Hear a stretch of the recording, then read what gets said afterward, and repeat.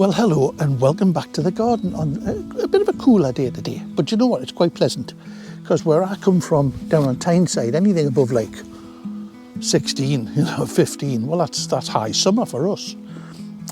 Anyway, I'm just sitting out here in the garden and I'm putting my mind to this idea more about automatic watering systems.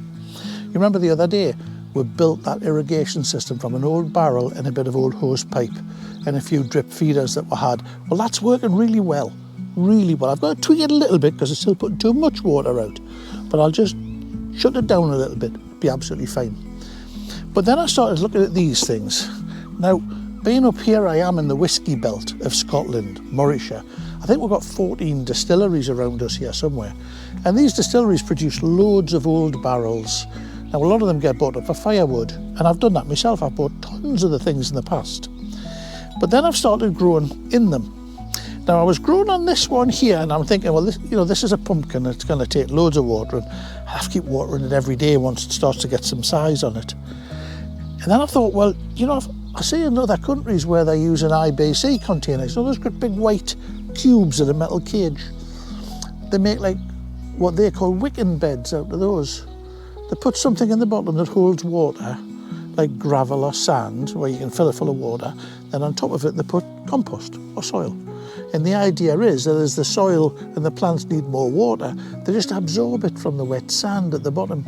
So you only fill this thing up with water, once every few weeks, if it drains all the water out. So I wondered if I took a couple of barrels, cut them in half, got some of my compost, bit of old gravel and some sand, and maybe even some old Hoover pipes, the plastic ones, I could have a go at building a couple of those beds. So anyway, I've got the barrels out here, so we'll go and have a look at them. We might need to patch them up a bit first, but we'll have a look, we'll check them out, and we'll see what we can do with them. Come and join us and see what you think. You can have a go at doing this as well. Or, if it doesn't work for me, you could just have a good laugh. Anyway, let's go and check it out. Because this is going to be yet another one of those crazy ideas that hopefully will handle all the watering of the garden for me. You see, my dream garden is one I just sit in and drink tea or coffee, or maybe have a discussion with a butterfly or a bird.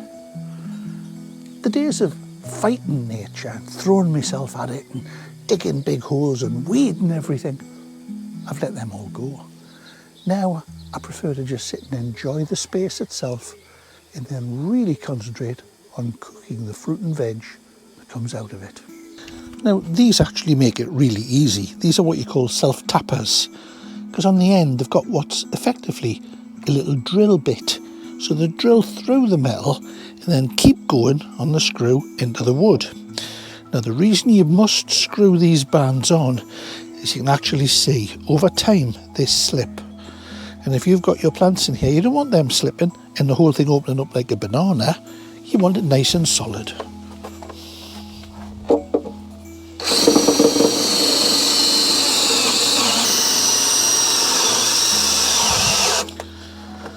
Perfect.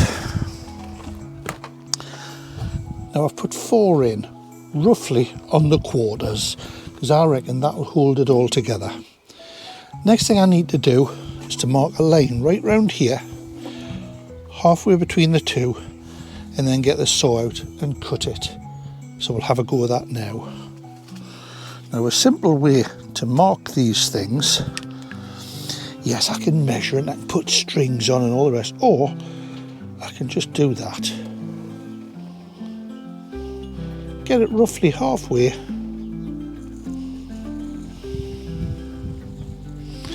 and as long as I don't bend my fingers, it'll go all the way around.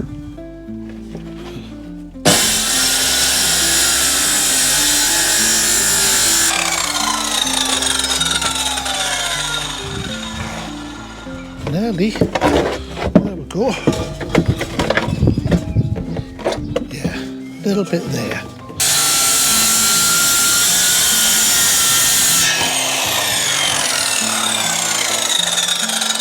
There you go. Beautiful malt whiskey oak barrel. Now hopefully it'll still be waterproof.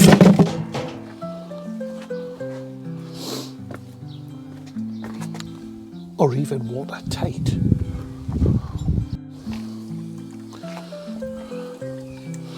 Well, you can see the water's going in there. Everything's going in.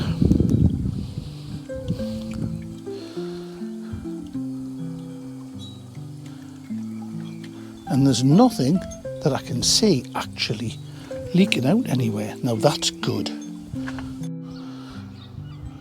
Well, I think it's safe to say that that's full. Now, one of the problems of having a tiny garden that's so abundant, and you can see, I mean, this is absolutely amazing. Those are those tatties we just put in a few weeks ago. Remember the straw around them? Beans are coming up now. And with all these flowers down the side, that's to bring in all of the predators. Now, it's great when you look at a garden like this and you have a wander around, you go, oh, yeah, that's smashing, that's great. But if you notice, there's not very much space anywhere. And I've got these 2 barrels that I'm talking about putting in. Where on earth they're going to go, I've no idea. But that's one of the curses, you see. If you're a gardener and you're a bit creative and you don't mind being a bit slapdash, you get these great ideas for what to do. But then the question always arises, where are you going to do it? Look over there. There's a little bit of space. Let's check it out. Or maybe we take this old barrel out here, it's an old smoker I built out of a barrel about 10 years ago. And at the moment I'm only using it to put a couple of window boxes on. But what if I take that out, move the window boxes elsewhere and put a self-wicking bed in that space? Yeah, let's give that a go. Okay, so here we are, we've got a barrel. It's cut in half and it's more or less level there. Now what we've got to do is put something in the bottom that water can lie within, but that can also allow water to travel through it and into the compost. Now if a third of the bottom is going to be this substance, then really I thought if we put a few old plant pots in the bottom like this, and a bit of old Hoover plastic, like that, then that will allow the water to kind of lie underneath there and pool. And then with a layer of sand covering all of that, and then a bit of woven plastic, then I can put my compost on. So the plastic's in, I've got my sand here, there's only one job I haven't done, and that is I have to create an overflow just about the height of the top of this. So where my sand will stop, I need an overflow slightly higher. Now the reason for that is, if I put too much water in, it's got to be able to drop down a bit. Because what I don't want is, I don't want everything full of water. I don't want the soil or the compost or the roots of the plants lying in the water. So actually, I'm going to put that overflow in there ever so slightly down from the soil level.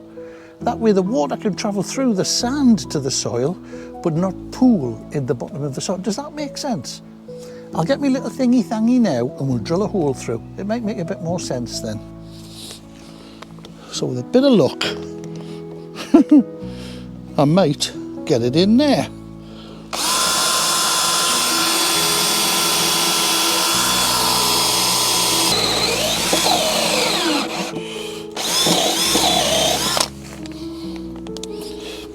Okay, so that's the hole in.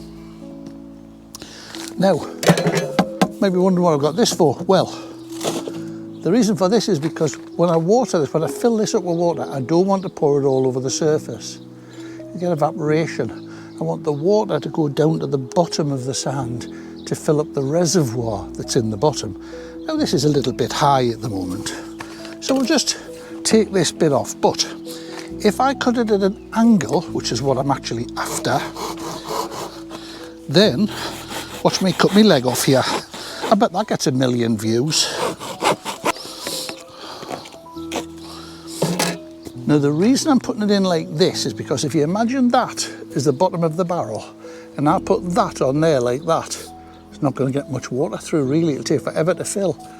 But if I put it on like that, the water can pour out still. So we'll pop that there, and it doesn't need to be screwed on or anything. I mean, you can if you're posy, but you don't need it because the sand and the compost will hold it all in place. Okay, so where we are now is we've got the barrel in, we've got the reservoir area ready, feed pipes in and overflows in. Now let's fill it with some sand.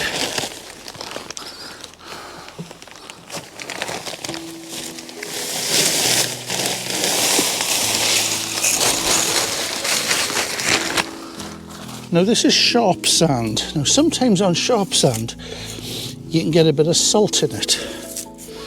Now that's not really a problem for me because I'm going to flood it with water and I'm going to flush the overflow. So you should be able to see that okay there now. You're getting the idea now. All of that will hold water. And because the grains of sand are so close together, science kicks in. It's that capillary action again that sucks the water between surfaces. So the water will suck up there, will wick up there. Now when I put the compost on the top of there, job's done. But first I've got to put a bit of a membrane in, because what I don't want is all the sand and the compost mixing together. I want to try and keep them separate. I'll get a bit of membrane. And this is what I'm talking about the membrane. It's porous, it's a bit of old woven plastic.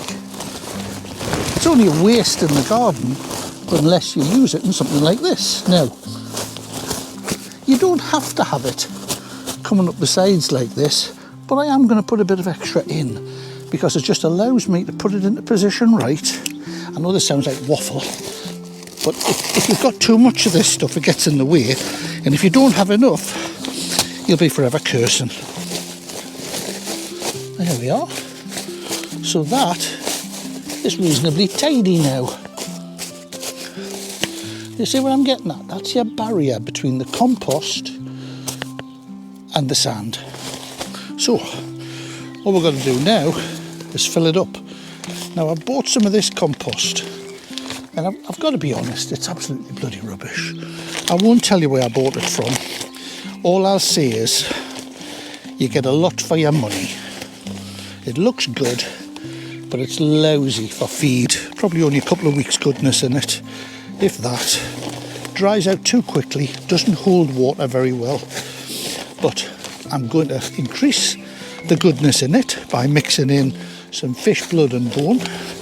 And because there's a reservoir underneath it, I'm not too worried about it drying out because the reservoir will keep it constantly filled. As it happens, I've actually run out of fish blood and bone, but what I do have is plenty of chicken pellets. Now these are high nitrogen, which is good obviously for anything I'm putting in the way of lettuces or brassicas. All you need, a few handfuls of these just chucked around in there, and they will slowly break down and feed the plant. And then I'll add other things later when I get some more fish blood and bone. I'll chuck a bit on the top, maybe liquid feed it. Now, have I left this yet? Barely. No, that's more or less it. So that's the compost on. It's enriched, the barrier's in. And that, my friends, is a wicking bed. Now you can make these in all different sizes. This one's a half a barrel. You could make them in buckets if you want, much smaller. In essence, all it is a reservoir on the bottom that holds water, something that fills the reservoir that allows water to wick up, and then your growing compound on the top. Now if only we had a hose pipe with which we could fill it. Oh, there it is. Now remember what I said the other day about doing that? Then put that in and then let it up. Pop that in there, and with a bit of luck, in about 10 minutes, we should see some water coming out the overflow at the bottom. So I'll just sit here, leave me to it, and I'll just get on with it.